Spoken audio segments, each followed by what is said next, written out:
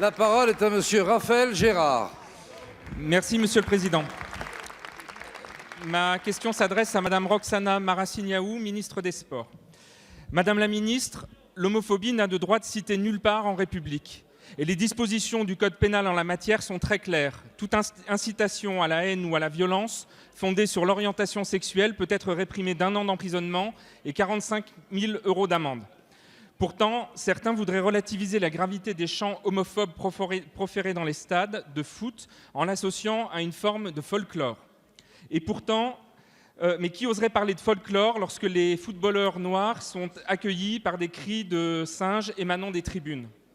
Il est vrai que l'homophobie ordinaire continue d'imprégner le langage courant, a fortiori dans le monde du sport, qui valorise la culture masculine et où l'insulte pédé est fréquemment utilisée pour humilier l'adversaire en l'assimilant à une forme de sous-homme qui serait homosexuel. Mais rien ne légitime jamais l'homophobie et nous nous devons d'être intransigeants face à la banalisation de tous les discours de haine, sans jamais les hiérarchiser ni en relativiser la portée. Car les chants homophobes, les blagues potaches de vestiaire s'inscrivent toujours dans ce continuum de violence qui va de l'injure jusqu'aux agressions physiques. Aussi, à l'heure où on continue de comptabiliser une agression homophobe toutes les 33 heures, à l'heure où certains jeunes LGBT continuent à se faire dispenser des cours d'EPS de crainte d'être harcelés dans les douches et les vestiaires de gymnase, je tiens à saluer votre prise de position courageuse et sans équivoque en matière de condamnation des chants homophobes dans les stades. Cette prise de position s'inscrit dans la continuité des actions menées par votre ministère pour faire du sport un espace fédérateur et inclusif. L'an passé, le lancement de la campagne Ex-Aequo a permis de prendre à bras-le-corps cette bataille culturelle en sensibilisant le grand public et les acteurs du monde sportif. Aussi, Madame la Ministre, pourriez-vous nous indiquer quelles mesures vous comptez prendre pour lutter efficacement contre la banalisation de l'homophobie dans le sport? Merci, monsieur le député. La parole est à madame Roxana Maracineanu, ministre des Sports. Monsieur le Président, Mesdames et Messieurs les députés, Monsieur le député Gérard, je vous remercie pour votre question. J'ai eu l'occasion d'exprimer ma consternation quant à la nature dégradante de certains chants de supporters entendus à Paris il y a quelques semaines. Je suis bien consciente que cela concerne d'autres clubs et d'autres stades.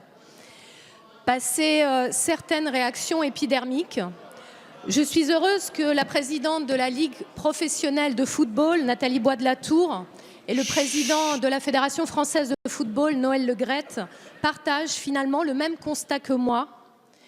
Ces propos qu'on ne tolère pas dans notre société, et ma collègue Marlène Schiappa y veille avec attention, elle a pu le réaffirmer tout à l'heure, ne doivent pas être tolérés dans les stades. Dire que la culture du supporterisme puisse être une raison pour ces agissements, c'est un argument hypocrite. Ces chants et injures homophobes résultent de stéréotypes anciens, comme vous l'avez dit, des représentations masculines qui sont associées à la victoire, à la puissance, à la réussite, des représentations féminines de la féminité et par extension de l'homosexualité qui sont assimilées à la fragilité, à l'échec ou la défaite. C'est le sens de l'alerte que j'ai lancée.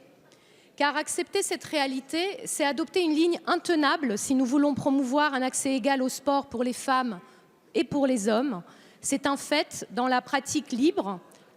On pratique à 50% de manière équitable, mais seulement 28% de femmes ont accès à une pratique encadrée dans le cadre fédéral.